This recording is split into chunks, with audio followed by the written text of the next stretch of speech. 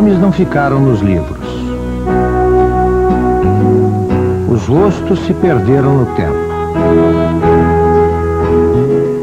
Mas estes brasileiros são personagens de uma história fascinante. A história do Brasil nos últimos 50 anos.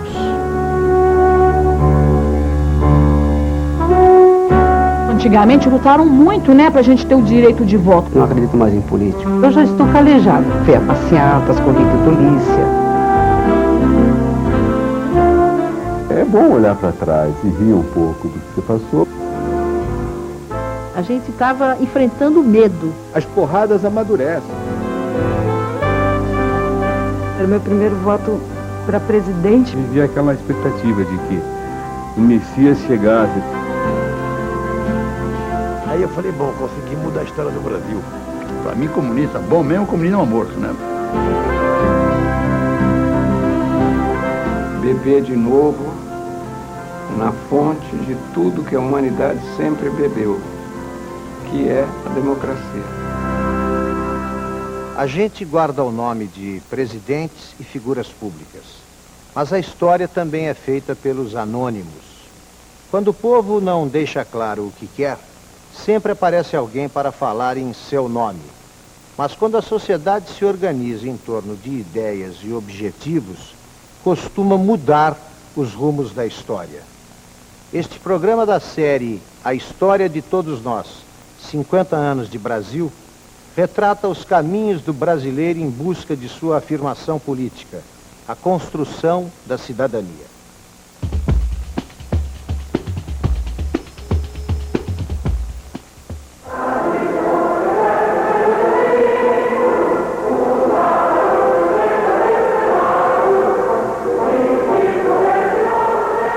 Abril de 1984, Vale do Anhangabaú, em São Paulo.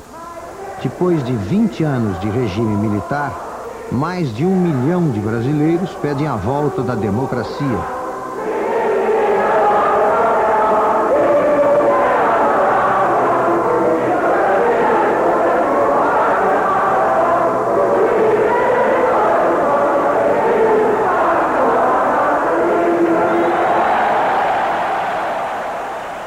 Empresário, dona de casa, estudando, todo mundo queria o fim do regime militar. A característica do regime autoritário é o seu cansaço. Com ditadura a gente não iria para lugar nenhum. Alguma coisa que estava presa dentro da gente e aquilo explodiu.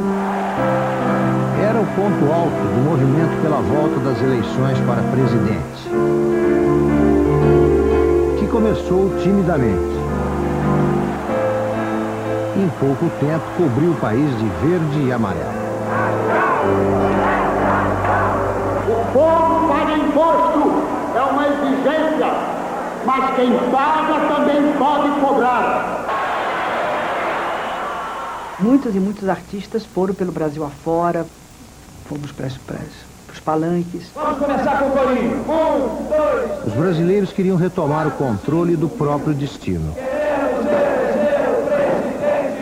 E esse ideal unia gente de todos os grupos sociais. Ninguém tinha ilusões de que esse país ficasse governado por um colégio eleitoral, eternamente. O erro mais grave da Revolução de 64 foi exatamente ter durado demais. A campanha lembrava outro momento de participação popular. A mobilização política que se seguiu à queda de Vargas.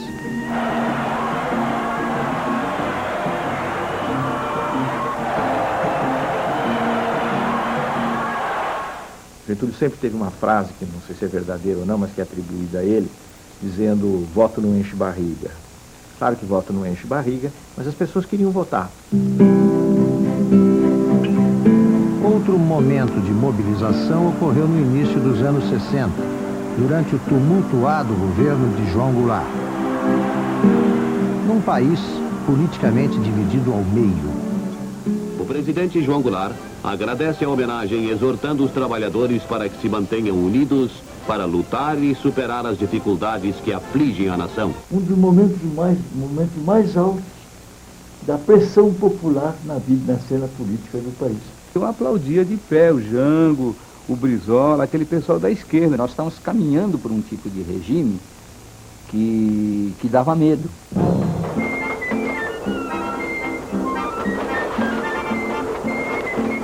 O Brasil estava em plena guerra revolucionária que o pessoal não entendia o que era a guerra revolucionária.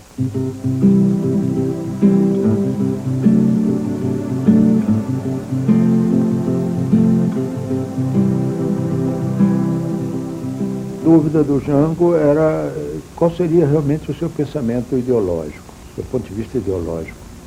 Tanto que no Rio de Janeiro, naquela altura, havia um ônibus elétrico, né?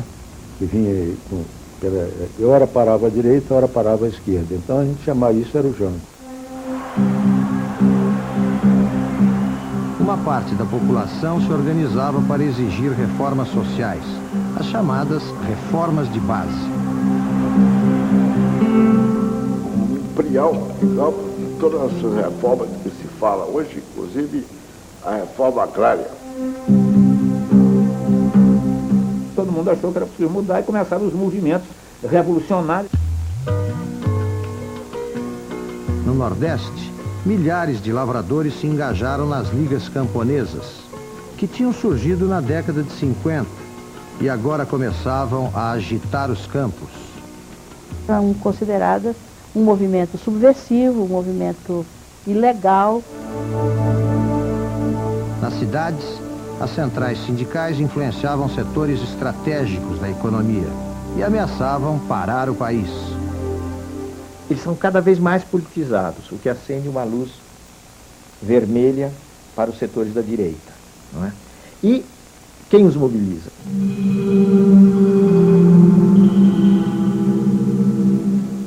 Havia mobilização sindical muito forte. Nós estávamos num período em que nós tínhamos greves todas as semanas. O exemplo mais frisante dessa marcha Pelego Sindical Comunista era na Baixada Santista. Santos foi o primeiro soviético que se tentou implantar na América do Sul. Eles dominaram o Santos, greve de enfermeiro, greve de médico, greve de coveiro. Para muitos brasileiros, tanta agitação significava o perigo do comunismo. E cresceu a desconfiança contra Jango e as reformas. A impressão que nós tínhamos do Jango era a seguinte: um homem totalmente despreparado para a presidência da República. Jango era o herdeiro político de Getúlio Vargas, um populista que sempre despertou reações hostis nas Forças Armadas. E sua chegada ao governo quase provocou a guerra civil. Nós fomos contra a posse dele, porque nós não queríamos o comunismo no Brasil. O vice João Goulart estava na China quando o presidente Jânio Quadros renunciou. E os ministros militares vetaram a sua posse. Senti-me como se estivesse hospedado na casa de um velho e bom amigo. Viva a amizade cada vez mais estreita entre a China popular e os Estados Unidos do Brasil.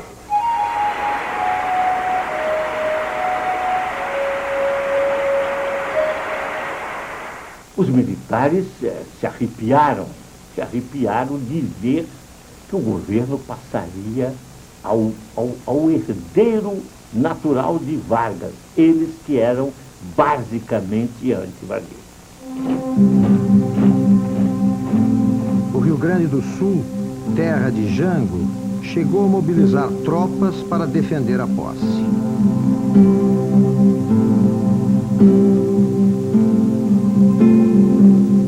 Mas ele só assumiu depois de aceitar a principal exigência dos militares: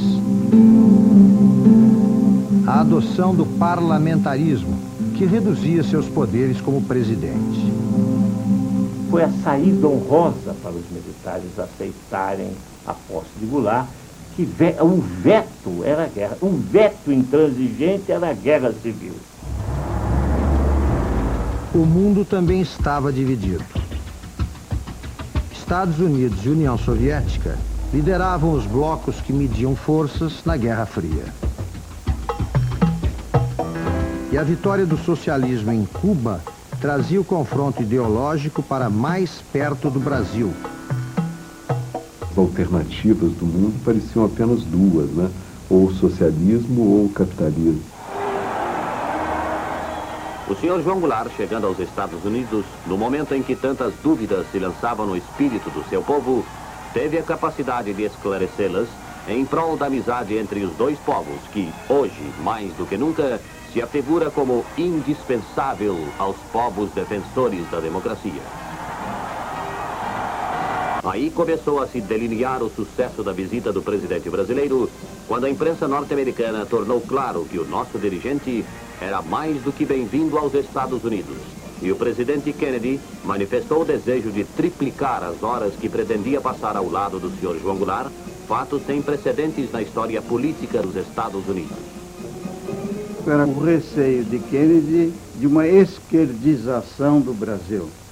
Ele tinha medo, pânico, de na história ser acusado de ter perdido o Brasil, como Truman, seu antecessor do Partido Democrático, era acusado de perder a China.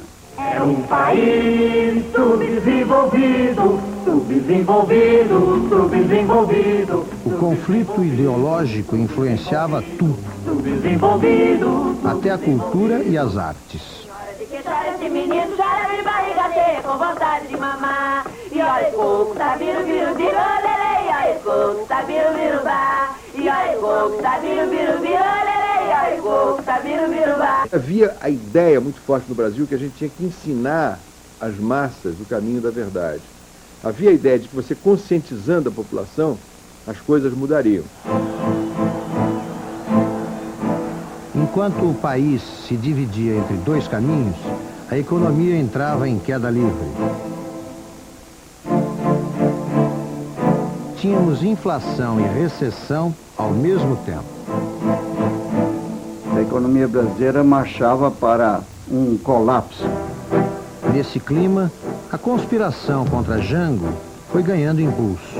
O que pretende o senhor Jango Goulart é levar o povo ao desespero. A centena de rádios no país inteiro fazia uma campanha persistente, diária, contra o governo de João Goulart.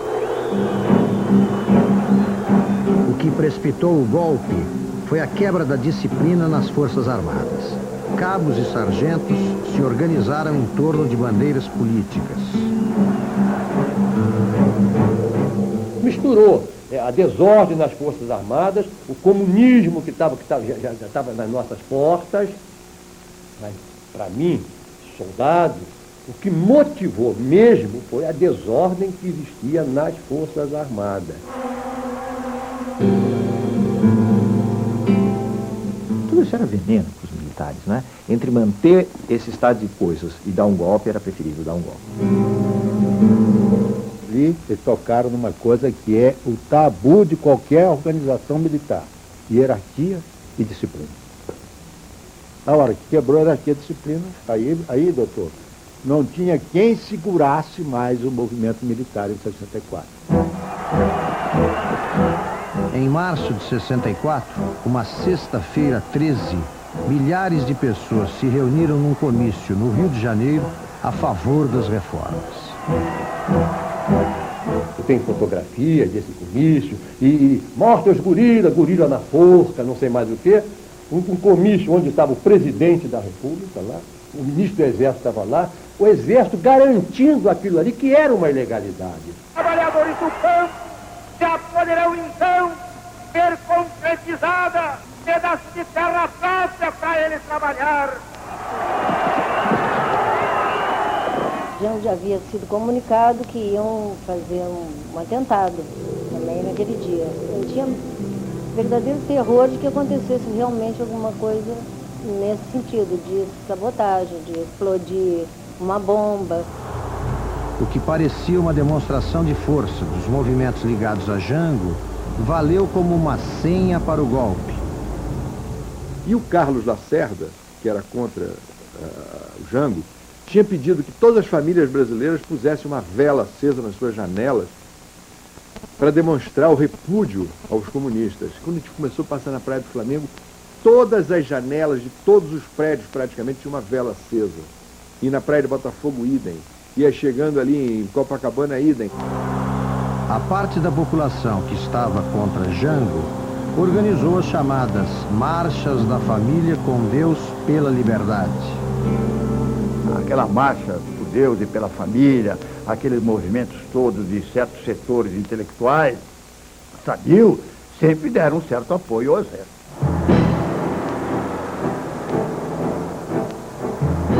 O golpe veio na noite de 31 de março. E as tropas rebeldes controlaram o país em 3 dias. Para nós foi uma surpresa a vitória do movimento rebelde, né? O movimento militar, né? Que não acreditávamos nele. Eu lembro que minha mãe me telefonou e disse assim, não saia de casa que está tendo uma revolução. Tínhamos certeza de resistência, nós contávamos com a resistência, mas com grande surpresa, o governo se esfacelou.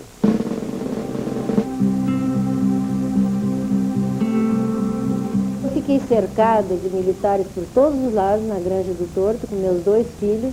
Nessa altura, os amigos tinham sumido todos.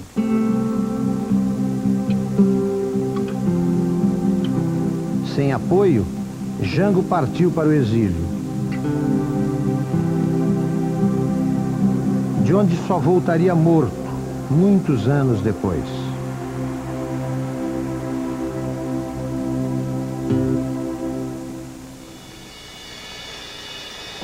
Para os brasileiros, começava um novo ciclo autoritário.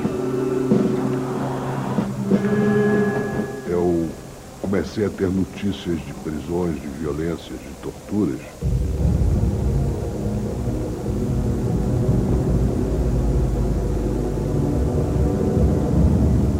A visão era que você substituía um regime, obviamente, de desordem, por um regime de ordem, talvez até excessiva. Intervenções militares sempre foram rotineiras na política nacional, mas agora eles vinham para ficar. Nos primeiros anos, o regime lembrava uma ditadura constrangida. Aos poucos, o governo foi amputando os direitos políticos dos cidadãos e a sociedade acabou reduzida ao silêncio. Era a premissa de que os militares, os políticos civis eram incapazes, eram corruptos, eram impatriotas e que só os militares detinham o monopólio da virtude. O regime autoritário só iria abrir espaço para a volta da participação popular muitos anos depois, na presidência do general Ernesto Geisel. Ele tinha uma formosa cabeça democrática e um terrível sangue tedesco correndo nas veias, tá? Então, ele era liberal, mas não era fácil. Geisel estava entre os chamados legalistas das Forças Armadas. E assumiu em 74, prometendo uma abertura lenta, gradual e segura. A abertura era necessária porque o desgaste das Forças Armadas foi tremendo. O poder militar iria ser contestado mais cedo ou mais tarde. Um dos homens-chave da abertura era o general Golbery Couto e Silva, que abriu canais de diálogo com a sociedade. Era um senhor que, nos bastidores, mexia com a situação e decidia coisas. Nessa época, ditaduras que pareciam eternas começaram a desabar em outros países, como em Portugal, onde a Revolução dos Cravos enterrou o salazarismo.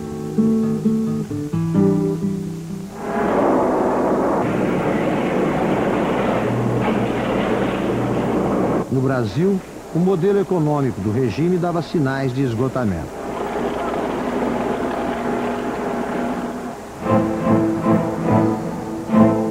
A inflação e o arroxo salarial voltavam a assombrar os brasileiros. Pela primeira vez, a gente conseguiu mobilizar muitos trabalhadores, grandes assembleias.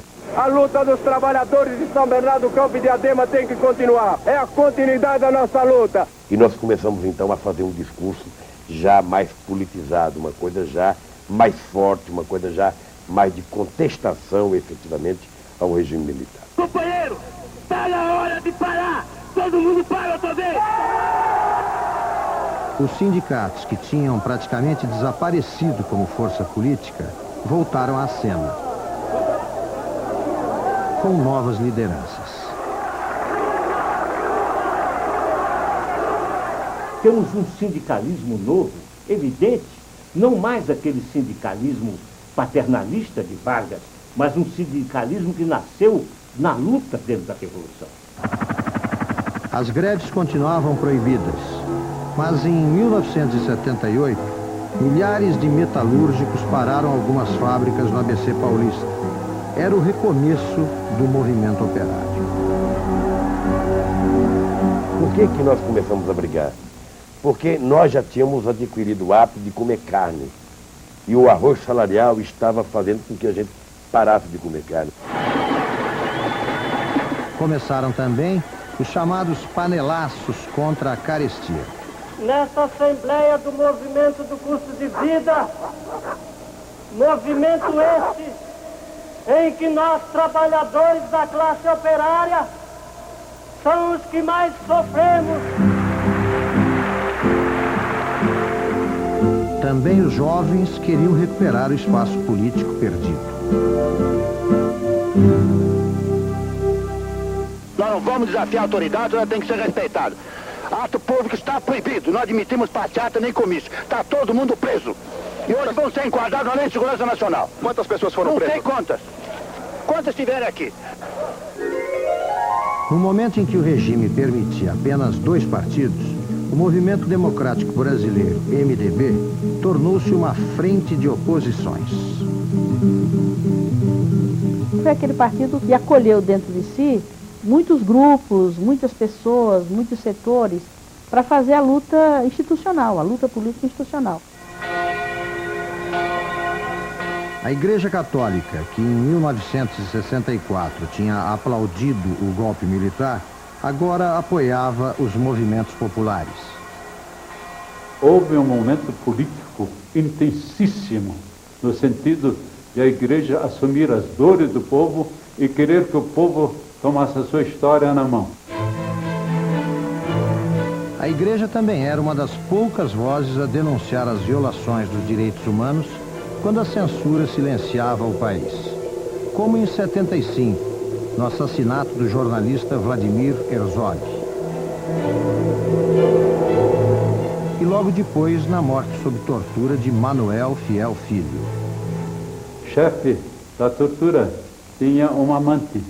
E essa amante foi comprada pela jornalista e a amante tirou do chefe de tortura todos os dados, hora por hora, o que aconteceu com Vlad Herzog e também a morte dele em tortura.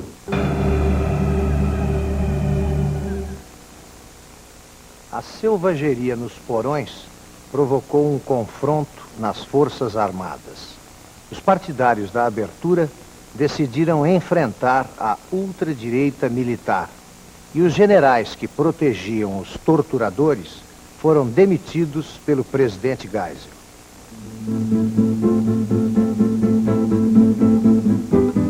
A esperança na redemocratização cresceu com a indicação do general João Batista Figueiredo para suceder a Geisel em 79. Ele chegava prometendo prender e arrebentar quem fosse contra a abertura.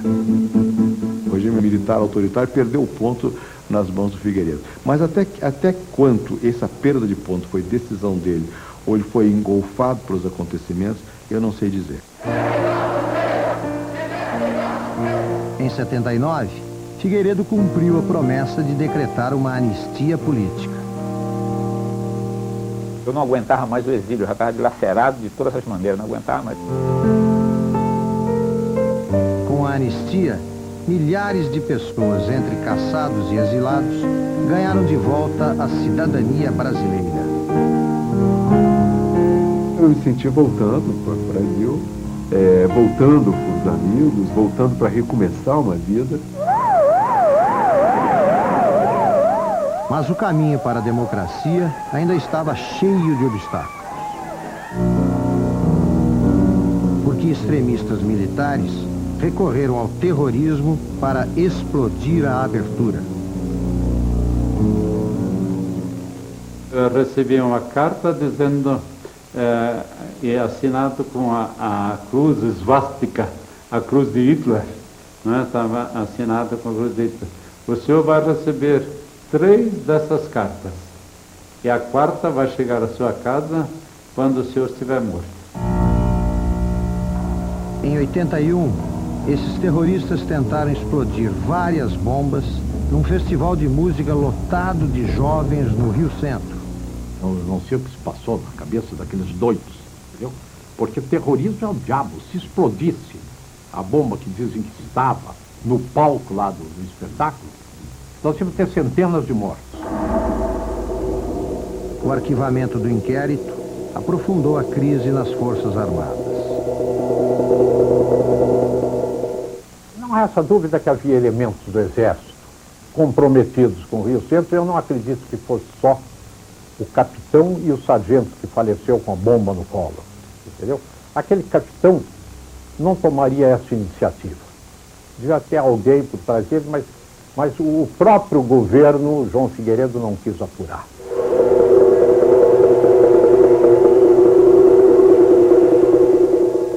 O episódio do Rio Centro foi o último suspiro do terrorismo de direita.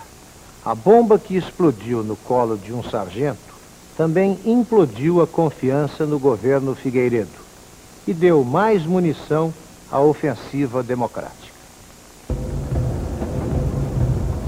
Os brasileiros também sofriam nessa época com o descontrole da economia. Inflação e recessão provocavam saques e protestos no país inteiro. Não era mais possível. A panela de pressão não ia estourar. Saiam todos de casa para defender na praça hoje o voto direto. Toda essa insatisfação com o regime militar acabou desaguando na campanha das diretas já.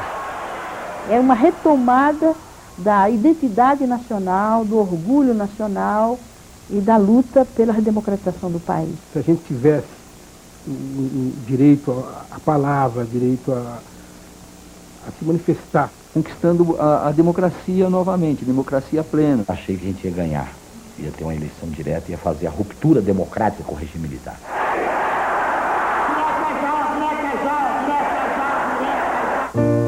Mas o Congresso rejeitou a emenda que restauraria as eleições para presidente.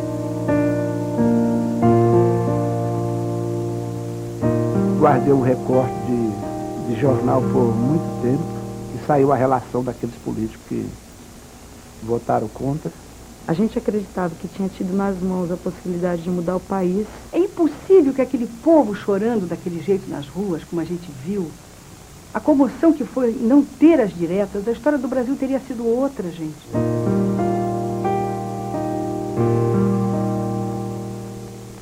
A redemocratização ia avançar por outro caminho. A eleição de um presidente civil por via indireta no colégio eleitoral. O candidato da abertura era Tancredo Neves.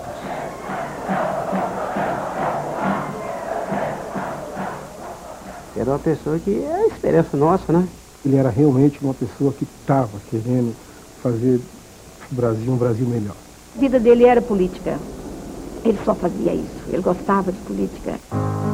Tancredo já tinha tido vários papéis na história brasileira. Ele foi ministro de Getúlio Vargas, ajudou a eleger Juscelino Kubitschek e a negociar a posse de Jango com os militares. Agora, ia disputar a presidência contra o candidato do regime, Paulo Maluf. A população embarcou na campanha como se fosse uma eleição democrática. A esperança estava depositada nele, né? Sabe quando você sente que aquilo ali era uma coisa boa para o Brasil? Em vez de ser condutor, ele passou a ser o conduzido por esta grande manifestação nacional de apoio. Tancredo Neves, 656 votos. A vitória foi saudada como uma celebração da democracia. Mas as esperanças dos brasileiros iam ser frustradas outra vez. Lamento informar que o excelentíssimo senhor presidente da República, Tancredo de Almeida Neves, faleceu esta noite no Instituto do Coração, às 10 horas e 23 minutos. Depois de 39 dias de agonia, Tancredo morreu, sem assumir a presidência. O Brasil inteiro se uniu na mesma dor. O dia inteiro chorando. Ele ia melhorar um pouco o nosso país. Uma luzinha no fim do túnel, mas que logo se apagou. Foi um momento de purgação absolutamente fantástico. Eles não achavam que tinham roubado deles a vida do Tancredo. Eles achavam que tinham roubado deles a perspectiva que o Tancredo representava. Brasileiras e brasileiros de Porangatu. O poder passava para um aliado de longa data do regime militar, o vice da chapa de Tancredo, José Sarney. No governo Sarney, o Brasil ganhou uma nova Constituição. Graças a Deus, à sociedade, aos constituintes e ao povo brasileiro, chegamos.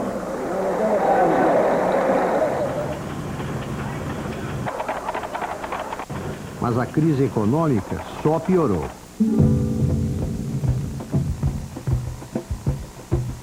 Trocamos tantas vezes de ministros e moeda que ninguém sabia mais o valor do dinheiro. A inflação estava comendo tudo. Você nunca sabia se o dinheiro ia dar. Quem perdia mesmo era o trabalhador, porque o capitalista, né? O dinheiro virava pó.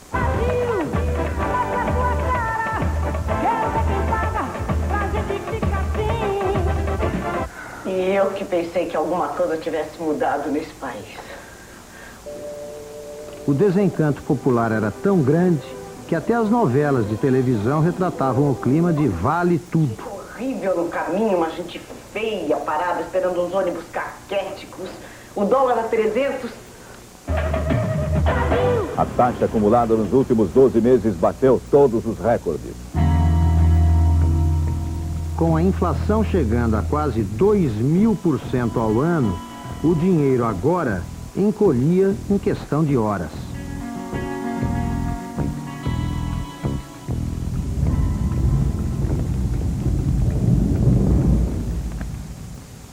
Que o manto mágico seja meu e me carregue para terras estrangeiras. Eu tô de partida, cara. Finalmente. Eu e a Alex vamos se mandar daqui, cara. Foi a época em que muitos brasileiros partiram para outros países em busca de oportunidades. Haverá despachas de clientes à espera.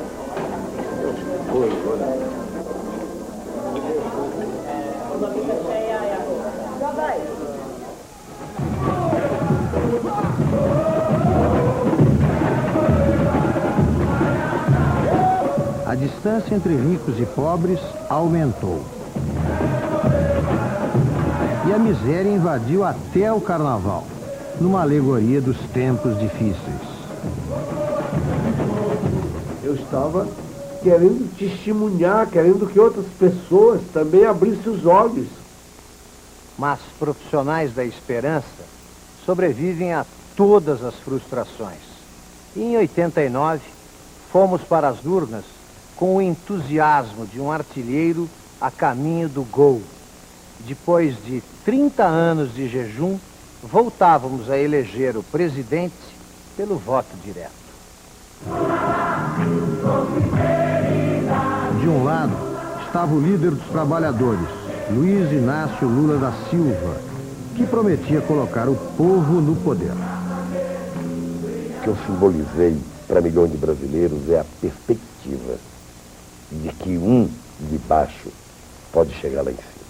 Lá em Alagoas, resistimos em todos os momentos aos poderosos, ao sindicato do crime, aos corruptos e aos Sarney.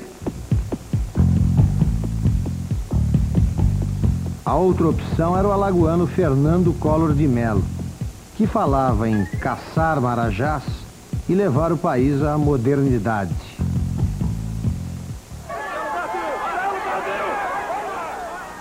Ele tinha essa imagem da modernidade, essa imagem da energia quase juvenil. Jovem, presidente jovem, então a esperança da gente era uma coisa que ficaria bem melhor com ele. Collor levou a presidência. Aos escravizados, aos descalços, àqueles que querem justiça social no país para poder viver dignamente. Mas poucos dias depois, quase morremos de susto quando ele confiscou o dinheiro de todo mundo. A partir de hoje fica criado o Cruzeiro, que substitui o Cruzado Novo. Quem tinha ontem no depósito à vista 50 mil cruzados, pode ir ao banco segunda-feira e sacar, se quiser, 50 mil cruzeiros. Parece que ficamos sem nada, com uma poupança presa, tudo nosso dinheiro. Desespero. Teve pessoas que chegou até a se matar. O novo plano econômico também não deu certo. E Collor acabou atropelado por uma série de escândalos. A principal prova são os cheques de fantasmas. São mais de 40 mil cheques. Qualquer um pode ser vítima desta irregularidade, porque não é possível a todos nós conhecer a natureza espúria de um cheque. Ele fica enganado, né?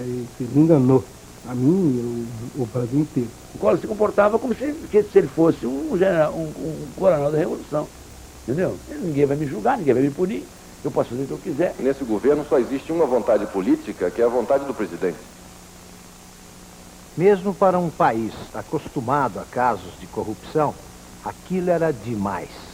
E a opinião pública indignada apressou a investigação das denúncias pelo Congresso. O inquérito foi acompanhado pelo país inteiro como uma novela de televisão. Uma novela que tinha um vilão, uma inveja muito grande do seu irmão presidente da República. Um herói, que era o motorista do presidente, e até uma musa. Os jovens foram para as ruas exigir o impeachment do presidente, com as caras pintadas.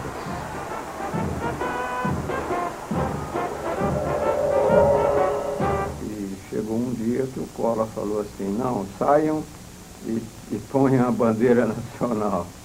Aí o pessoal saiu com a bandeira preta e foram milhões de pessoas na rua. Votos não, 38. Votos sim, 441. O parecer foi aprovado. Em 92, numa iniciativa inédita no mundo, o Congresso aprovou o impeachment de Collor. O país destituía seu primeiro presidente eleito em 30 anos.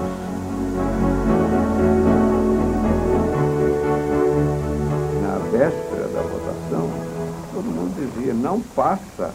E passou por uma votação esmagadora. O que aconteceu? Não foi no Congresso que aconteceu, foi na sociedade que aconteceu. A história nos jogava outra vez nas mãos de um vice-presidente. Agora, o mineiro Itamar Franco. Permita-me, antes de ler o compromisso, que entregue a Vossa Excelência a minha declaração de bens. Em seu mandato, os escândalos eram de outra natureza. E a inflação conseguiu bater todos os recordes. 3.000% ao ano. O Brasil já tem sua moeda forte, o real. Foi quando um novo plano econômico, o real, trouxe a estabilidade que há muito não se via.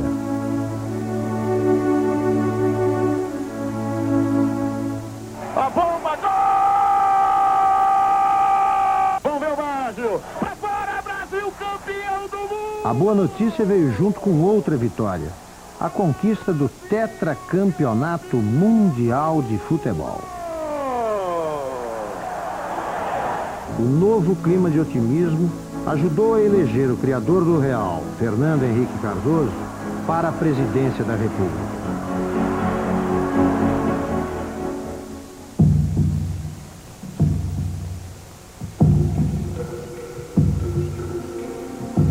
Mas os problemas brasileiros agora estavam maiores do que nunca. Uma dívida enorme, dívida social, a dívida agrária, isso, aquilo, tudo isso se acumulando. A grande novidade foi que o Brasil descobriu de novo que tem fome. Metade do Brasil não dorme porque está com fome. A outra metade não dorme porque está com medo dos que estão com fome.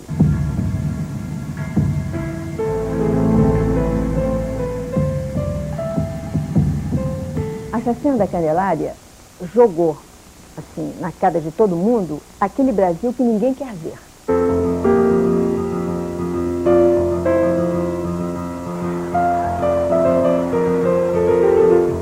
Os anos de crise tinham deixado o Estado falido, mas os brasileiros começaram a descobrir a cidadania.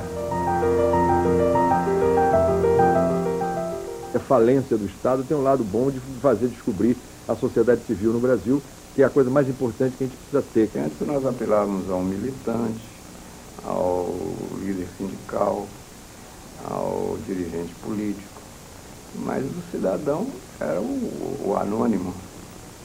Hoje o cidadão é o centro.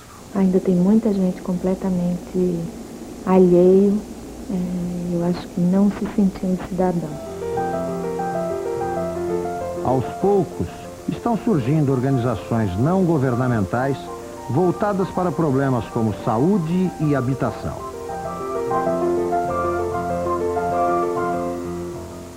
Como se tivesse, de uma certa maneira, declinando o Brasil oficial e ascendendo o Brasil civil, o Brasil não oficial.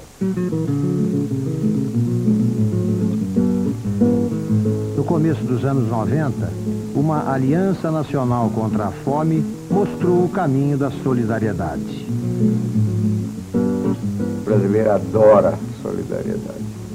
E esse era um valor que estava como que obscurecido.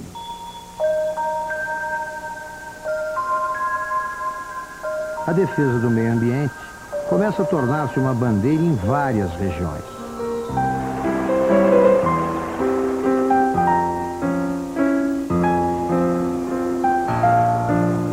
O que nós vamos fazer com a diversidade de vida que nós temos e com o potencial econômico dessa diversidade de vida?